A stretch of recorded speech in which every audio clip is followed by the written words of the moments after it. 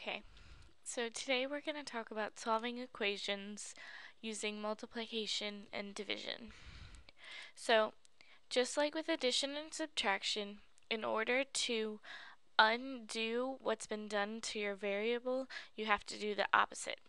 So here we have 2x equals 12. So since 2 is being multiplied by x, the only way to undo it and get x by itself is to divide both sides by 2. Because this will cancel, and you get x is equal to 6. Now, when you're being multiplied by a fraction, you're going to multiply by the reciprocal of the fraction. So when we multiply by the reciprocal, which is just the fraction flipped, we're going to get 4 to cancel out with 4, 3 to cancel out with 3, this negative to become positive, and all we're going to be left with is y equals, and we have to multiply by the reciprocal on this side too. And look, you can reduce by 3's. 5 times negative 4, negative 20. So now we're going to do some examples. Okay, so here we're taking negative 7 and multiplying it by y. So in order to undo it, we're going to divide by negative 7. Divide by negative 7, and we get y. This, because remember, a negative divided by a negative gives us a positive. A positive divided by a negative is going to give us a negative. And it's going to be negative 4. So over here, you might think that we've already solved this equation. But whenever you have a negative out front, you want to pretend that it's actually written like this. Negative 1x equals 17.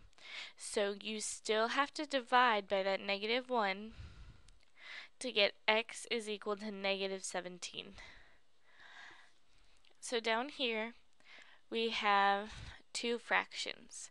And I think the easiest way to solve this is to cross multiply. But I'm going to show you the other way you could solve this as well. So we're going to cross multiply, and we're going to get 3y is equal to negative 12. And we're going to divide both sides by 3 and get y is equal to negative 4.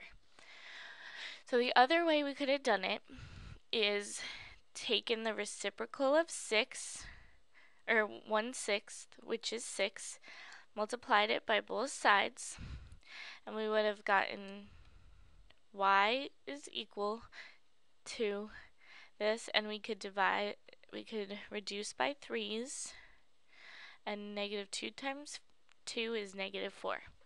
So either way you can do it, but I think cross multiplying is easier just because you already know how to do that. So we have a over 5 is equal to negative 6. In order to undo this divided by 5, we're going to multiply by 5 over 1.